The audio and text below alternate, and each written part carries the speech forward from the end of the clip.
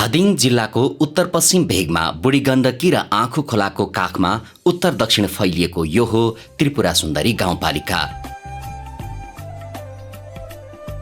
बागमती प्रदेशभित्र पर्ने यो गाउँपालिका समुद्री सतहदेखि 500 देखि 1420 मिटरसम्मको उचाइमा अवस्थित छ।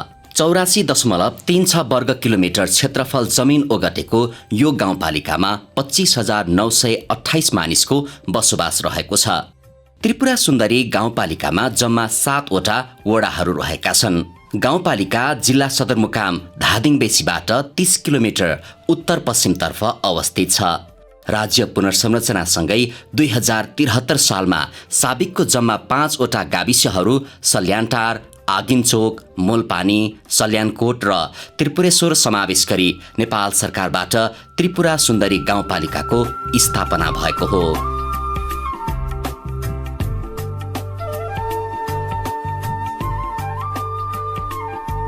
यस गाउँपालिकाको पूर्वमा नेत्रावती र गङ्गा जमुना गाउँपालिका, पश्चिममा गोर्खा जिल्ला, उत्तरमा गङ्गा जमुना गाउँपालिका र दक्षिणमा ज्वालामुखी र नेत्रावती गाउँपालिका तथा नीलकण्ठ नगरपालिका पर्दछ।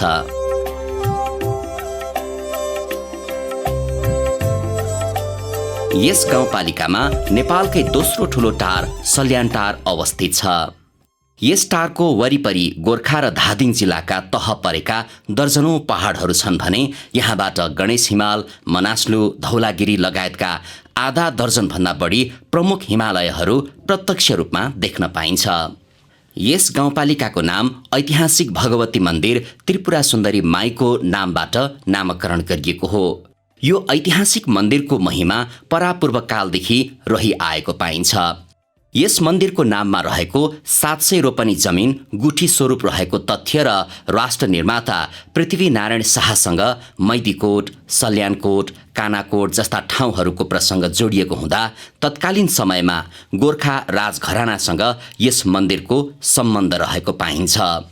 त्रिपुरा सुन्दरी गाउँपालिकाका बासिन्दाहरू विशेष गरी कृषि पेसामा निर्भर रहेका छन् भने केही मात्रामा सरकारी सेवा, व्यापार, वैदेशिक रोजगार, सिकर्मी तथा डकर्मी पेसामा निर्भर छन्। यस गाउँपालिकाले भौतिक पूर्वाधार निर्माणलाई तीव्रता दिएसँगै विगतमा धादिङ बेसीबाट गाउँपालिकासम्म पुग्न हिउँदमा मात्रै यातायातका साधन सञ्चालन हुँदै आएकामा अहिले स्तर वृद्धि भएपछि आवत जावतमा सहज भएको छ।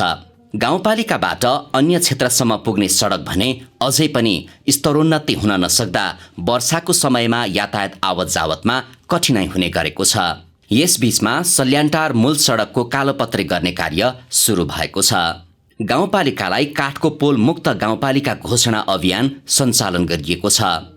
यस गाउँपालिकामा एक घर एक धारा अभियान अन्तर्गत गाउँपालिका भरिका 1864 घरधुरी लाभान्वित भएका छन्।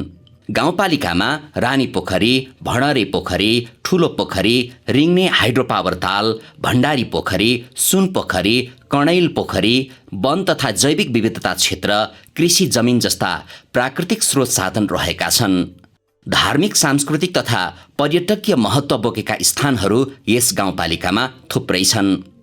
पर्यटकीय स्थलका रूपमा नरसिंहधाम महादेव मन्दिर, पाँचधारे, आरुघाट बजार मेला, फिस्टे ढुङ्गा, बथला डाँडा, काफल डाँडा, त्रिपुरा सुन्दरी माईको मन्दिर र बेलुङ भन्ज्याङ रहेका छन्। पर्यटन प्रवर्धन गर्ने उद्देश्यले त्रिपुरा सुन्दरी भ्यू पार्क तथा भ्यू टावर निर्माणाधीन अवस्थामा छ। यस्तै हाइड्रो पावर रिङ्ने, गणेशथान मन्दिर, अन्नपूर्ण मन्दिर, त्रिपुरा सुन्दरी माई मन्दिर, सल्यान बेसी, आगिन्चोक कोट मन्दिर, शिवालय मन्दिर, खहरे बजार समेत यस गाउँपालिकाको पर्यटकीय स्थानका रूपमा चर्चित छन्। जनप्रतिनिधिहरू निर्वाचित हुनु पूर्व यस गाउँपालिकाको विकास तथा जनताको जीवनस्तर निकै कमजोर अवस्थामा थियो। यस गाउँपालिकामा जनप्रतिनिधि निर्वाचित भएर आउनु पूर्व 2072 साल वैशाख 12 मा आएको गोर्खा भूकम्पले ठूलो भौतिक क्षति पुगेको थियो। गाउँपालिकाका धेरैजसो जनता घरविहीन अवस्थामा रहेका थिए। भूकम्पले सामुदायिक विद्यालयका भवनहरू समेत भत्किएका थिए भने स्वास्थ्य चौकी भवनमा पनि क्षति पुगेको थियो। त्रिपाल तथा खुला आकाशमा विद्यार्थीले अध्ययन गर्नुपर्ने बाध्यता थियो। यस गाउँपालिका भित्रका 1123 घरधुरीको नाम समेत भूकम्पको लाभग्राही सूचीमा छुटेको थियो। गाउँपालिकाले जनप्रतिनिधि पाउँदै गर्दा जटिल परिस्थिति रहेको गाउँपालिकाका जनप्रतिनिधिहरूको भनाइ छ। तर जनप्रतिनिधि निर्वाचित भएसँगै भूकम्पले ढलेका संरचनालाई उठाउँदै अहिले निजी आवास क्षेत्रतर्फका सबै घरहरू पुनर्निर्माण भएका छन्। 2074 सालमा जनप्रतिनिधि निर्वाचित भएर आएपछि जनताको समस्यालाई समाधान गर्दै गाउँपालिकाको विकासमा महत्त्वपूर्ण काम भएको जनप्रतिनिधिहरूको दाबी छ। 10 वर्ष जनयुद्धभन्दा पछाडि जब माओवादीहरू शान्तिकालमा आइसकेपछि 70-80 वर्षमा नभएका विकासका छलाङ्गहरू केन्द्रदेखि गाउँदेखि केन्द्र जिल्ला पालिका हुँदै वडामा चाहिँ विकास निर्माणले चाहिँ छलाङ मारिएको छ। जनप्रतिनिधि निर्वाचित भएर आएको समयमा यस गाउँपालिकाका 447 घरधुरीको विद्युतमा पहुँच पुगेको थिएन। टुकीको सहारामा रात कटाइरहेका यी परिवारमा बिजुली बत्ती पुर्याउने कामलाई गाउँपालिकाले पहिलो प्राथमिकतामा राखेको थियो, जुन लक्ष्य अहिले पूरा भएको छ।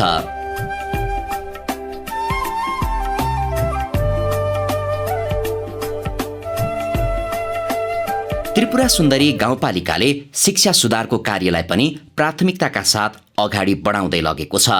विद्यालयको क्षेत्रमा पनि सबै भौतिक संरचनाहरू 72 सालको भूकम्पले लथालिङ्ग भएको छ र त्यो सबै खाले जुन लथालिङ्ग भएको चाहिँ भौतिक संरचनाहरूलाई अहिले सबै प्रावि होस् या मावि होस् सबै ठाउँमा चाहिँ भौतिक व्यवस्थापनको विकास भएको मैले पाएको छु र गरेको छु। सबै विद्यालयमा शौचालयहरूको पनि निर्माण गरेको छु र एउटा कार्की गाउँ मावि आफैमा +2 थियो भने यसलाई अझ ग्रामीण भेगमा यो प्राविधिक शिक्षालयको अवधारणा भइदिए अलि राम्रो हुन्थ्यो भन्ने हिसाबमा मैले प्रदेश सरकारसँग र गाउँपालिका वार्डको मिलिमतो र सहयोगार्थमा प्राविधिक भवन निर्माण गर्दै अहिले भेटनरी कक्षा सञ्चालन भएको छ।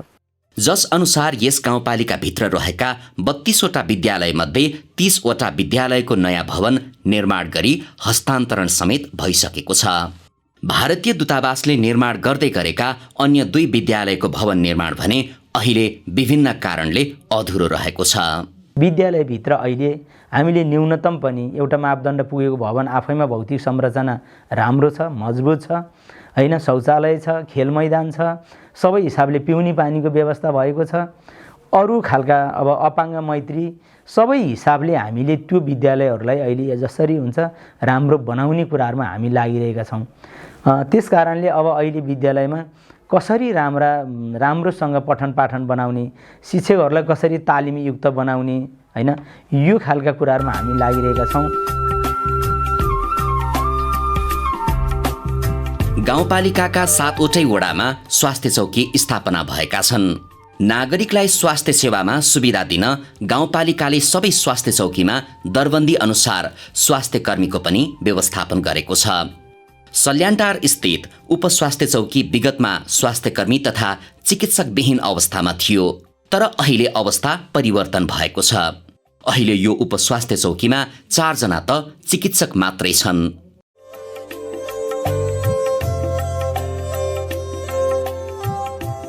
यस्तै गाउँपालिकाले अहिले स्वास्थ्य बीमा कार्यक्रमलाई पनि महत्त्वका साथ अगाडि बढाएको छ।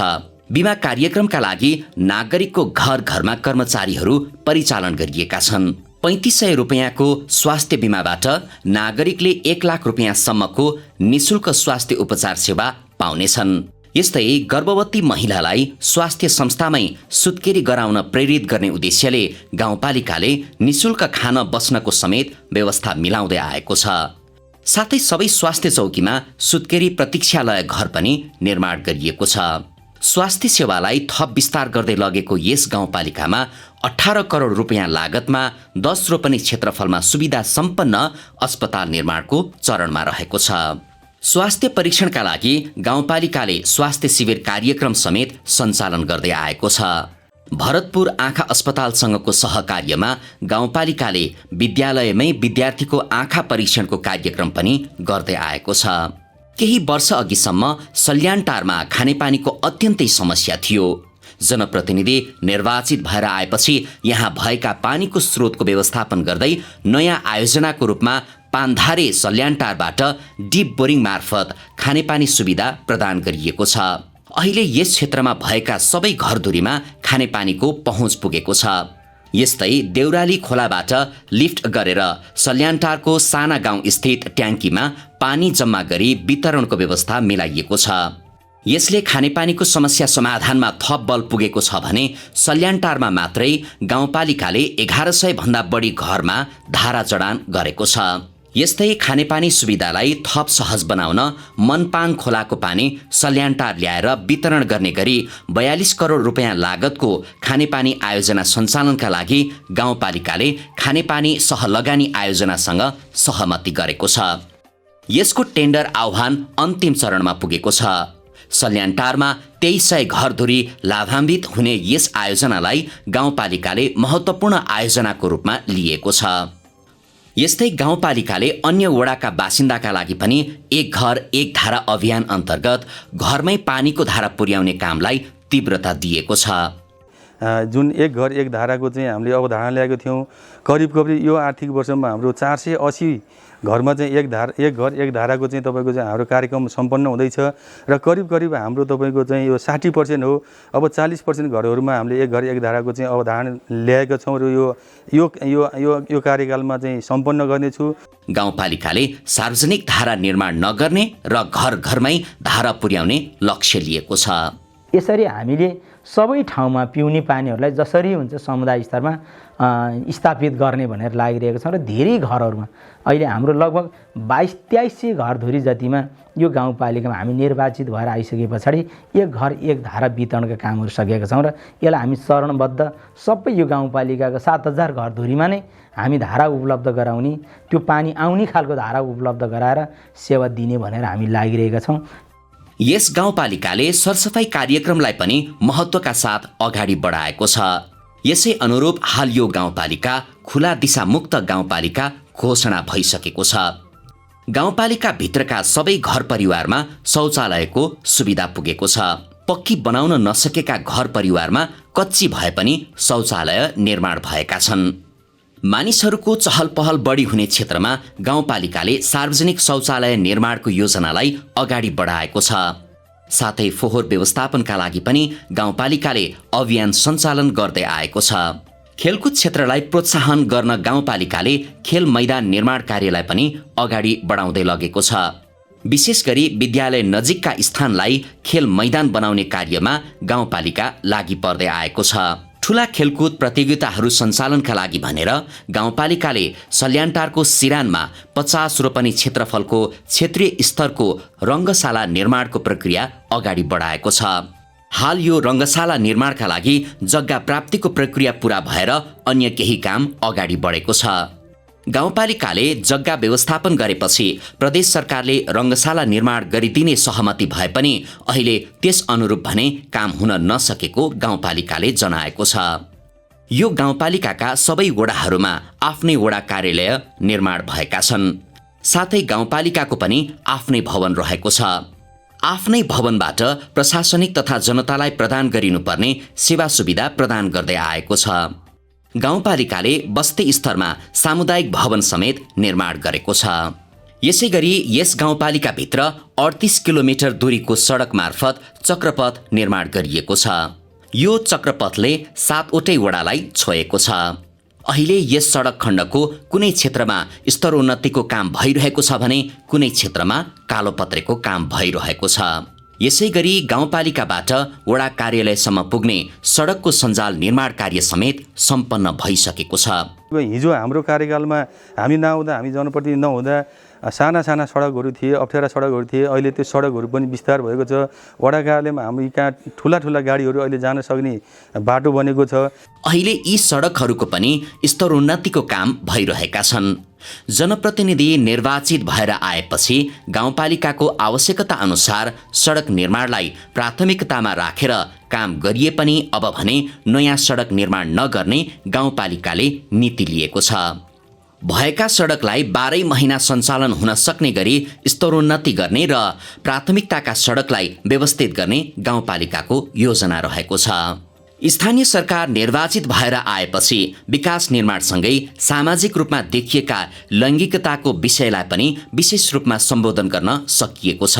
कानुनले महिलालाई न्यायका लागि धेरै नै व्यवस्था गरे पनि समस्या पर्दा पुरुष भएको स्थानमा व्यावहारिक रूपमा अप्ठ्यारो महसुस गर्ने गरेका छन्।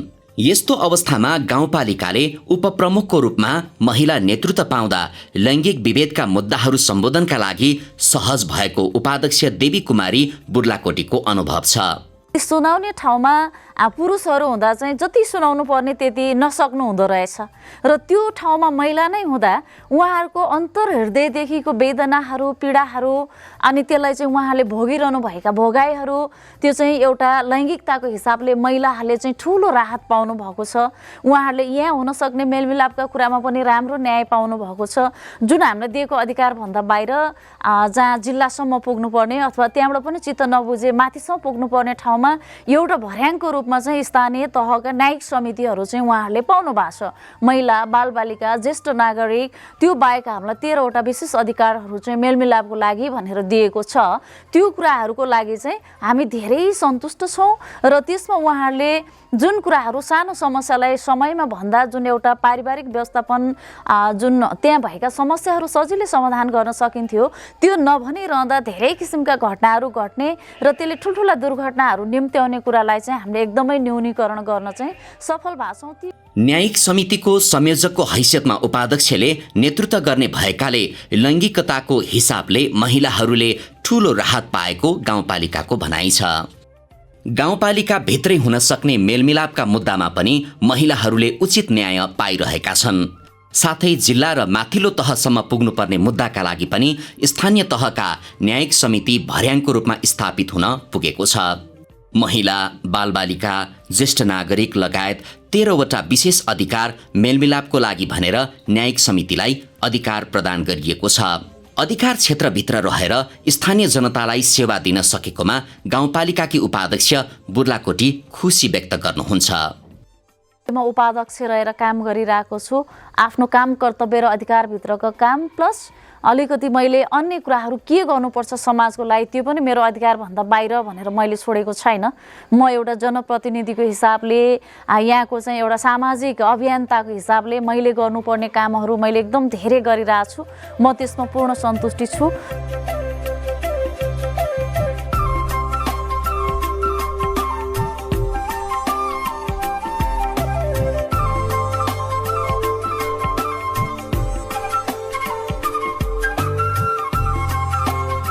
गाउँपालिकाले हरेक विद्यालयमा बालिकाहरू मात्रै समेटिने गरी बालिका सञ्जाल गठन कार्यक्रमलाई पनि अघि सारेको छ।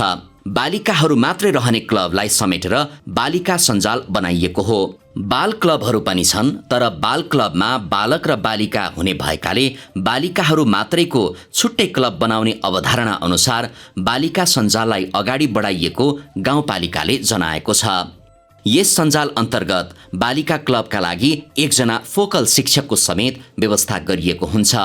बालिकाहरूको गुनासो सुन्न विद्यालयमा गुनासो सुनवाई समिति पनि बनाइएको छ। पर्यटनको दृष्टिकोणले पनि यो गाउँपालिका ऐतिहासिक र महत्त्वपूर्ण छ। नेपालकै पहिलो 1950 मा बनेको यहाँको आरुघाटको झुलुङ्गे पुल अहिलेसम्म जिउँदो इतिहास बनेर बसिरहेको छ। कुनै समय म्याग्दी पोखरा कास्की लगायतका मानिसहरू काठमाडौँ जाँदा यही आरुघाट भएर जाने गर्दथे। यति मात्रै नभई पृथ्वीनारायण शाहले नेपाल एकीकरणका क्रममा यसै क्षेत्रमा रहेको घाटबेसी भएर तर्ने गरेको इतिहासमा पाइन्छ। घाट तार्ने माझीहरू अहिले पनि सो क्षेत्रमा बसोबास गर्दै आएका छन्। यसै गरी पृथ्वीनारायण शाहकी आमा चन्द्रप्रभा रानीले बनाउन लगाएको रानी पौवा रानी पोखरी यस क्षेत्रको ऐतिहासिक धरोहरको रूपमा रहेका छन्। स्थानीय बासिन्दाहरूले पनि त्यहाँ बसेर खनेर पोखरी बनाएका कारणले त्यहाँ एउटा रानी पोखरी छ, जसका कारणले हामीले रानी पोखरी भन्छौँ। र अहिले जहाँ हामीले अहिले रानी पौवा मावि भनेका छौँ त्यसको नजिकै छ। अहिले पनि नेपाल सरकार रक्षा मन्त्रालयको मातहतबाट त्यहाँ अहिले पनि त्यो रानी पोखरीलाई व्यवस्थित गरेर बनाउनका लागि विगत वर्षमा पनि थोरै बजेट थियो, अहिले पनि 50 लाख रुपियाँ पैसा विनियोजन भएको छ र त्यो पोखरी एउटा व्यवस्थित र राम्रो बन्दैछ। धादिङको साबिकको 50वटा गाविसमध्ये 37वटा गाविसको छेउ कुना देखिने बथालाको डाँडा पनि अर्को पर्यटकीय स्थलको रूपमा यस गाउँपालिकामा रहेको छ। यस्तै काफल डाँडा पनि उत्तिकै पर्यटनको सम्भावना बोकेको स्थान हो। पर्यटकका लागि भनेर गाउँपालिकाले होमस्टे व्यवस्थालाई पनि अगाडि बढाएको छ। दराईहरूको बाहुल्यता रहेको बस्तीमा दराई होमस्टे सञ्चालनको तयारी भइरहेको छ। यस्तै कुमाल संग्रहालय निर्माणको काम पनि भइरहेको छ। गाउँपालिकाले स्थानीय युवालाई स्वरोजगार बनाउने उद्देश्यले कृषि र पशुपालनमा समेत सहुलियत दरमा ऋण उपलब्ध गराउने कार्यक्रम ल्याएको छ। यस कार्यक्रम अन्तर्गत 16 करोड रुपियाँ विनियोजन गरी महिला कृषकका लागि 3.5 तथा पुरुष कृषकका लागि 4.5% ब्याज दरमा ऋण प्रदान गर्दै आएको छ। गाउँपालिकाले 2 देखि 50 लाख रुपियाँसम्म ऋण उपलब्ध गराउने कार्यक्रम ल्याएको हो। आय आर्जनतर्फ केन्द्रित भएर काम गर्नुपर्ने रणनीतिका साथ गाउँपालिकाले यस्ता कार्यक्रम ल्याएको जनाएको छ। स्थानीय जनताको आय आर्जनका साथै भौतिक विकास निर्माणलाई तीव्रता दिएको यस गाउँपालिकाले दिगो विकासका कार्यक्रमलाई अगाडि बढाउँदै लगेको छ।